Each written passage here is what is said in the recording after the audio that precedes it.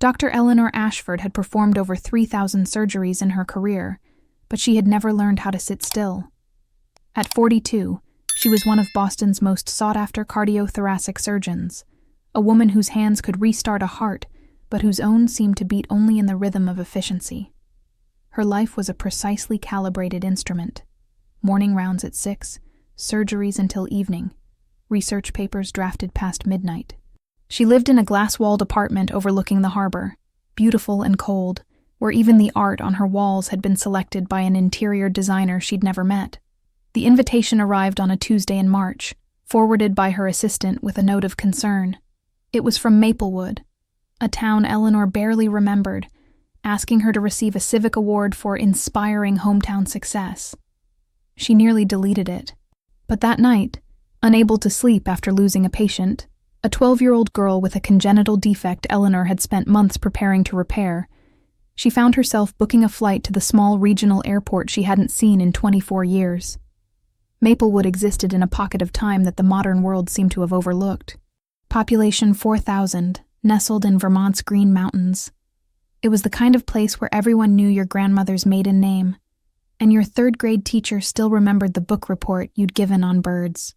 Eleanor had fled it the day after high school graduation, driven by an almost violent need to become more than what her birthplace offered. She had never looked back, not even when her parents moved to Florida, severing the last thread that might have pulled her home. The town square looked smaller than she remembered, but somehow more vivid. The same brick buildings lined Main Street, though the hardware store had become a coffee shop, and the movie theater now sold antiques. Spring was arriving cautiously here, snowdrops pushing through the last patches of snow, the air carrying that particular scent of earth waking up. Eleanor stood outside the town hall in her designer coat, feeling suddenly overdressed and strangely young, as if she were 18 again and desperate to escape. The ceremony was brief and awkward. The mayor, a man Eleanor didn't recognize, spoke about her achievements in words clearly copied from her hospital biography. A handful of people clapped politely. Eleanor accepted a plaque she would never display and gave a short speech about perseverance that she barely believed herself. She was planning her exit, calculating if she could catch an earlier flight, when a voice behind her said, "You probably don't remember me." Eleanor turned. The woman standing there was perhaps her age, though something about her seemed untouched by the particular kind of stress that had carved lines around Eleanor's eyes. She had dark hair pulled back in a practical braid, wire-rimmed glasses, and hands stained with what looked like ink or paint. She wore jeans and a flannel shirt under a canvas jacket, and she was smiling with a warmth that made Eleanor feel suddenly cold by contrast. "I'm sorry," Eleanor began, her professional apology ready.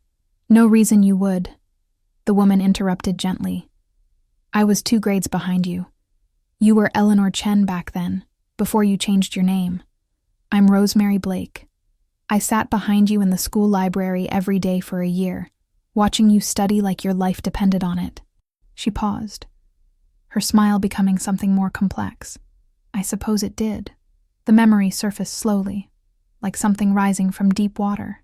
A quiet girl with a book always open, sitting in the corner by the window. Eleanor had been so focused on escape that she'd barely noticed anyone. But she had a sudden flash of remembered companionship, the sense that someone else understood that the library was a refuge, a portal to larger worlds. "I remember," Eleanor said, and was surprised to find it was true. "You were always reading atlases, old ones with sea monsters in the margins." Rosemary's face lit up with genuine delight. "You do remember." "I still am, actually. Reading them, I mean. Well, making them now, too. I'm a cartographer." She said it with neither pride nor apology, just fact. "I restore antique maps and create custom ones for people who want something beautiful on their walls. It's not saving lives, but it's a good life." There was no judgment in those words, but Eleanor felt them anyway, a gentle pressure against the armor she'd built. Before she could respond, the mayor intercepted them, and Rosemary melted back into the small crowd. Eleanor found herself looking for that flannel shirt, those ink-stained hands. But Rosemary had disappeared. The bed and breakfast where Eleanor was staying occupied a Victorian house that had been painted an optimistic yellow. The owner, Mrs. Chen, No relation, though she claimed a distant cousin had married Eleanor's uncle, insisted on serving her tea and homemade cookies while asking careful questions about Boston and hospital life. Eleanor answered politely, but her mind kept returning to the woman in the library, both the memory and the present version, wondering why that brief conversation had unsettled something in her chest. She found Rosemary's shop by accident the next morning, while walking off restlessness before her afternoon flight. Blake Cartography and Restoration occupied a narrow storefront between the coffee shop and a bookstore. Through the window, Eleanor could see work tables covered with papers, magnifying lamps, delicate tools. And Rosemary bent over a large map with intense concentration, her glasses slipped down her nose, completely absorbed. Eleanor stood there longer than she meant to, watching someone work with the kind of focus she recognized in herself during surgery. But where Eleanor's focus was driven by urgency, the ticking clock of a body on the table, Rosemary's seemed born from pure love of the task itself. There was no tension in her shoulders, no racing against time, just careful, deliberate attention to bringing something beautiful back to life. The door chimed when Eleanor entered. Rosemary looked up, and for a moment confusion crossed her face before recognition, and something else, pleasure perhaps, softened her expression. "Dr. Ashford," she said, standing and wiping her hands on her jeans. "This is a surprise." "Eleanor, please," she said. "I saw your shop. I was curious." The space smelled of old paper and ink, coffee and something sweet. Apple, Eleanor thought. Maps covered every wall, ancient ones showing countries that no longer existed, topographical studies of mountain ranges, hand-drawn city plans from centuries past, modern artistic interpretations of imaginary lands. Each one was a window into how someone had understood their world. "It's remarkable," Eleanor said, and meant it. "I've never thought about maps as art before." Rosemary's smile was gentle. "Most people don't. They think of them as just tools for getting from point A to point B. But every map is someone's attempt to make sense of space, to take something vast and incomprehensible and make it understandable. They're portraits of how we see the world."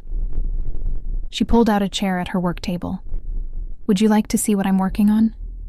Eleanor sat, telling herself she had time before her flight. Rosemary showed her a 17th century maritime map she was restoring, explaining the painstaking process of cleaning centuries of smoke and grime, repairing tears in the vellum, stabilizing fading inks without destroying their character. Her hands moved over the map with absolute confidence, knowing exactly where to touch and where to simply observe. "Why did you come back here?" Eleanor asked suddenly. "To Maplewood. You clearly have talent. You could work in a museum, a university." Rosemary considered the question seriously. "I did, for a while. I worked at the Library of Congress for 5 years. It was incredible. Access to some of the most important maps in history. But I was miserable. Too many people. Too much competition. Too much distance from the things that made me feel like myself." She adjusted her glasses, a gesture Eleanor was beginning to recognize as habitual when she was thinking. "My mother got sick. I came home to help, and I realized I'd been homesick for years without admitting it. So I stayed." "And your mother?" "She died 3 years ago. Cancer." Rosemary said it calmly, but Eleanor heard the grief beneath, familiar and permanent. "But by then I'd built this life, and it was the one I wanted. Not the one I thought I should want. The one that actually made me happy." Eleanor felt something sharp in her throat. She couldn't remember the last time she'd asked herself what made her happy. Success, certainly. Achievement. The respect of her colleagues. But happiness? That seemed like a word from a different language. "I should go," she said abruptly. "My flight." Rosemary nodded, not pushing. "It was good to see you, Eleanor. Really good. If you're ever back in town..." She trailed off, as if realizing how unlikely that was. Eleanor left the shop feeling strangely bereft, as if she were leaving something important behind. She made her flight, returned to Boston, to her surgical schedule and her empty apartment. But something had shifted, like a bone slightly out of alignment. Not painful exactly, but impossible to ignore.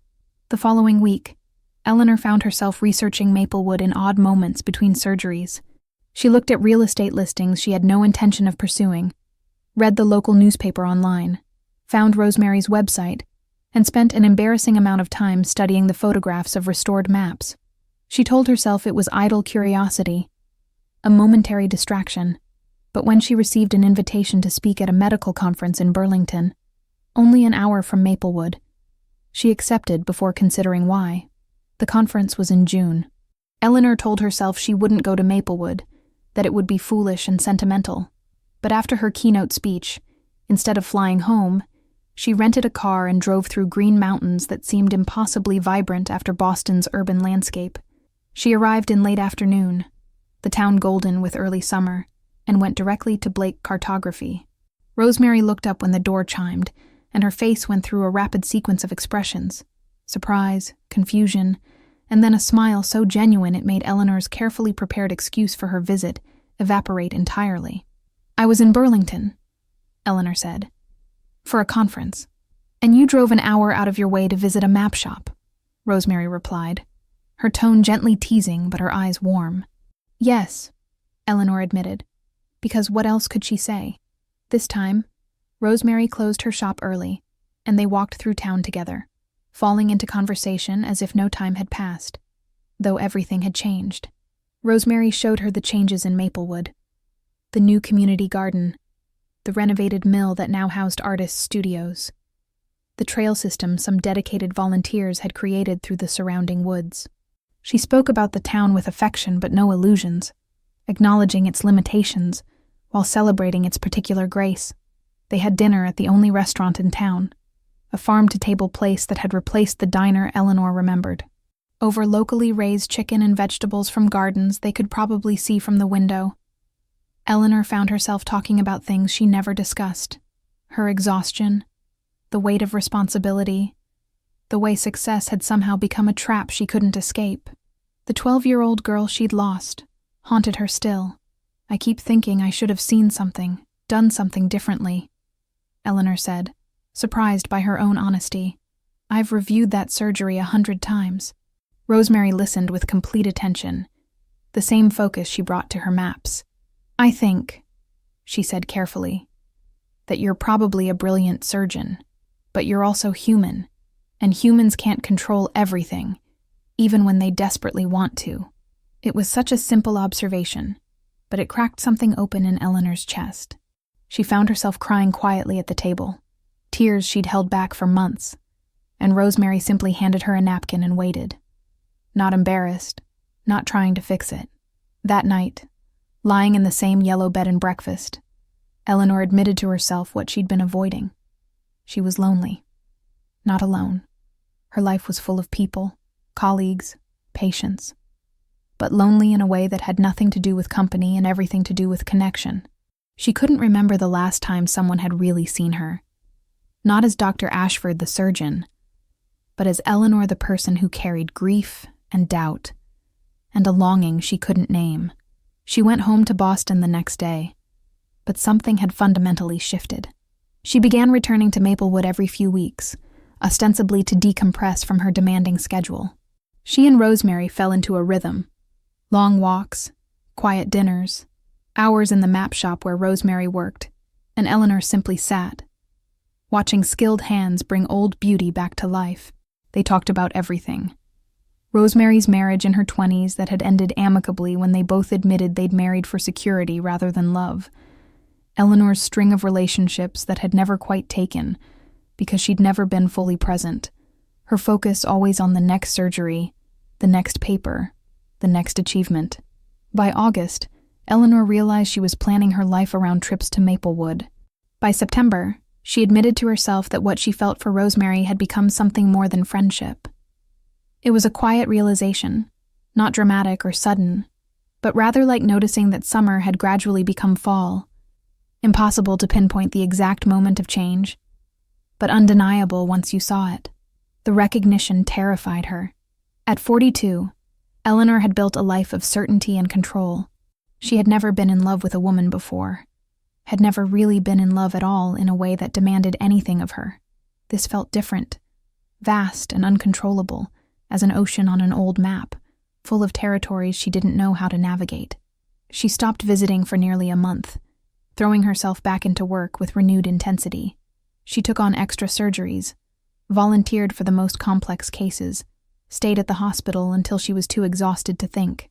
Her colleagues commented on her dedication. Her assistant worried about her health. Eleanor told herself she was being sensible, protecting what she'd built, avoiding a complication she didn't need. But late at night, unable to sleep in her cold glass apartment, she thought about Rosemary's hands on an antique map, the way she laughed at Eleanor's dry observations about hospital politics, the complete peace Eleanor felt sitting in that cluttered shop while rain patterned the windows. She thought about how Rosemary had looked at her after Eleanor had talked about losing a patient. Not with pity, but with understanding that grief and calling could coexist, that you could love your work and be wounded by it simultaneously. The email arrived in late October. Just a few lines from Rosemary. I miss our conversations. If I said or did something wrong, I'd like to know. If you just needed space, I understand. But I miss you, Eleanor. I hope you're well. Eleanor read it 17 times, analyzing every word the way she analyzed surgical scans. The simplicity of it undid her. I miss you. When had anyone last said that to her, and meant it not as obligation, but as truth? She drove to Maplewood that weekend without calling ahead, arriving as the town was settling into its autumn glory. The mountains blazed with color. The air carried the smoke of wood fires, and everything seemed impossibly beautiful in a way that made her chest ache. She went to Rosemary's shop and found her locking up for the day. Rosemary turned, saw her, and went still. For a moment, neither of them spoke. Then Rosemary said quietly, "Come upstairs. I live above the shop." The apartment was small and full of light, every wall covered with maps and books, plants thriving in the windows, a life built deliberately around what brought joy rather than what brought status. Rosemary made tea, and they sat in her tiny kitchen, while evening light poured through the window like honey.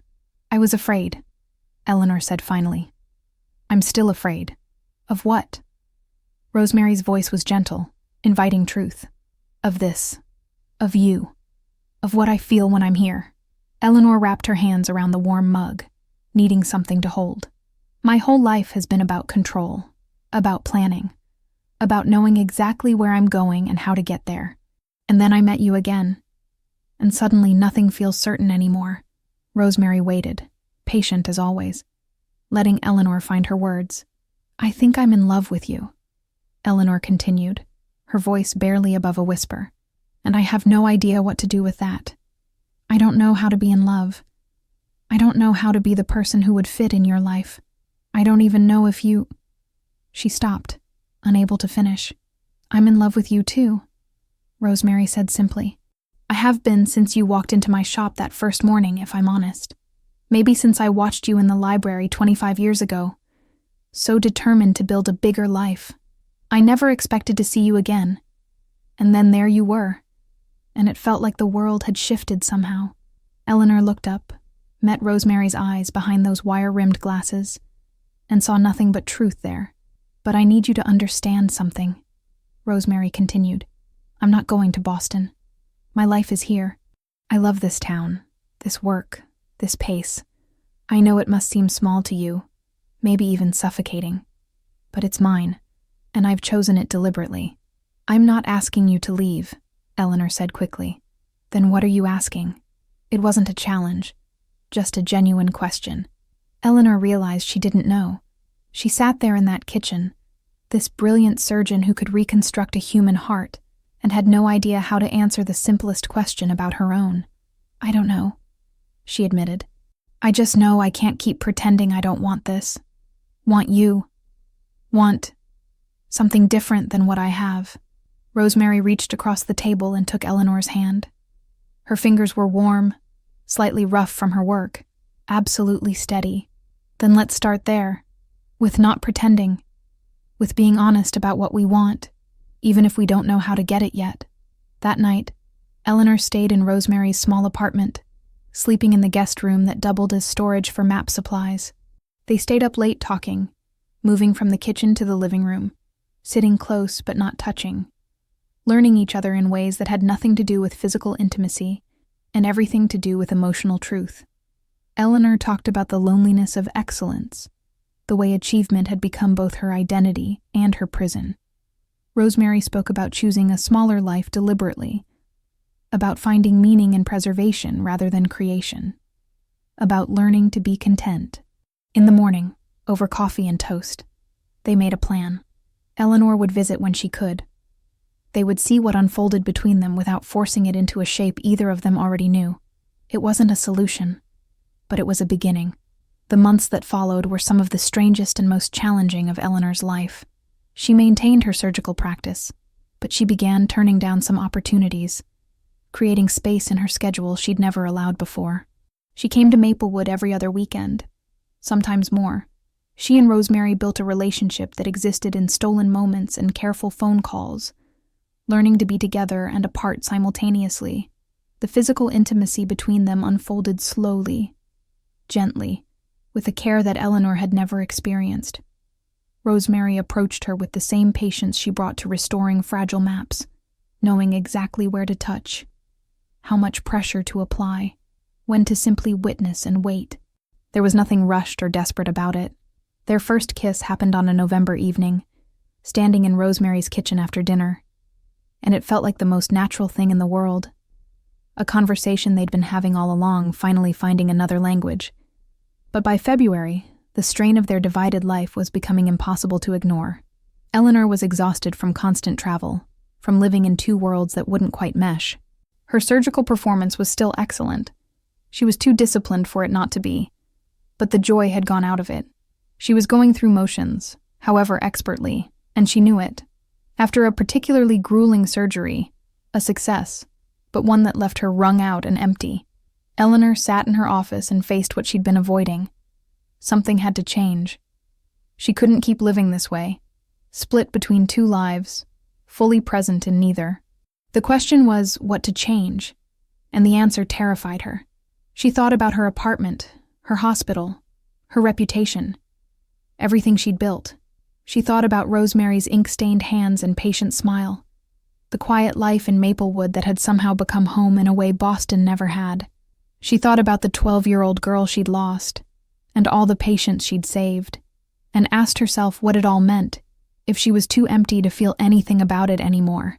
The decision, when it came, was both impossible and inevitable. Eleanor requested a meeting with the hospital's chief of surgery and gave 6 months' notice. The reaction was predictable.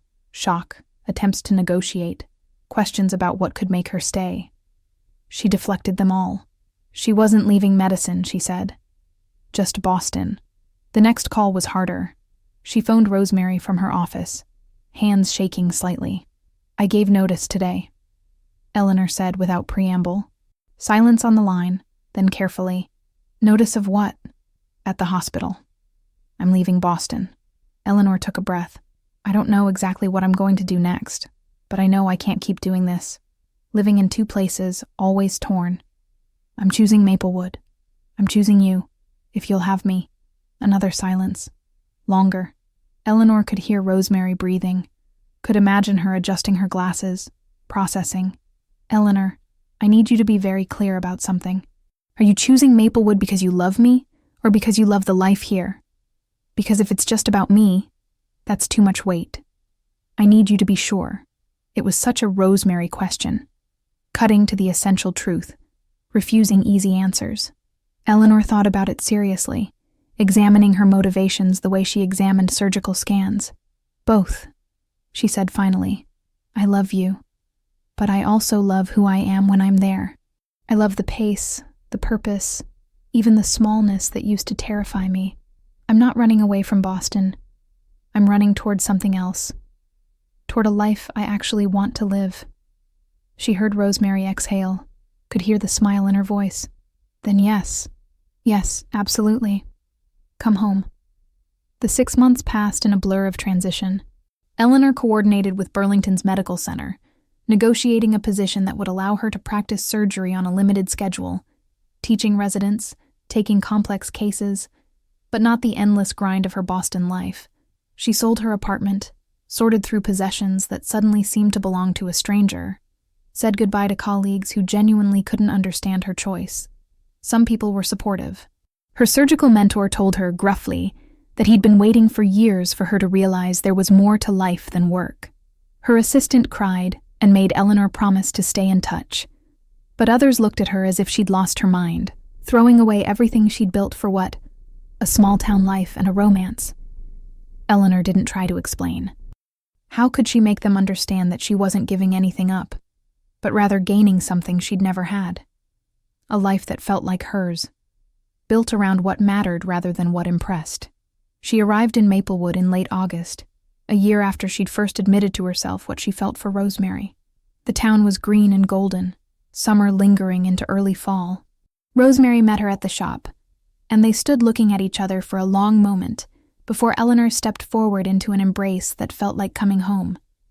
The transition wasn't seamless. Eleanor had rented a small house on the edge of town while they figured out their life together, not wanting to rush into cohabitation after so much change. She struggled with the slower pace initially, found herself restless without the constant demands of her Boston schedule. The hospital in Burlington was good, but not Boston General, and she had to adjust to being a smaller fish in a smaller pond. But slowly, she began to settle. She started running in the mornings on the mountain trails Rosemary had shown her. She learned to cook, something she'd never had time for in Boston. She joined Rosemary in the shop some afternoons, learning the basics of map restoration, finding unexpected satisfaction in the delicate work of preservation. She discovered that she was good at teaching surgical residents, patient in ways she'd never been with herself. By winter, they decided to move in together, choosing Rosemary's apartment for its light and location above the shop. Eleanor's belongings merged with Rosemary's maps and plants, her medical texts shelving next to atlases, and somehow it all fit. They developed rhythms: breakfast together, work during the day, evenings cooking and talking and simply being in each other's presence. On weekends, they explored Vermont, finding hidden waterfalls and tiny towns, building a geography of shared experiences. The love between them deepened into something Eleanor had never experienced: partnership.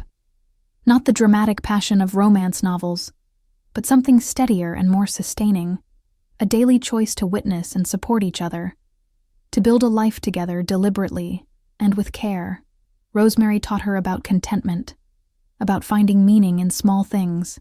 Eleanor taught Rosemary that it was okay to want more sometimes, to push against limits, to keep growing. In April, a year after Eleanor's arrival, they were married in a quiet ceremony at the town hall, with only a few close friends present. Eleanor wore a simple dress.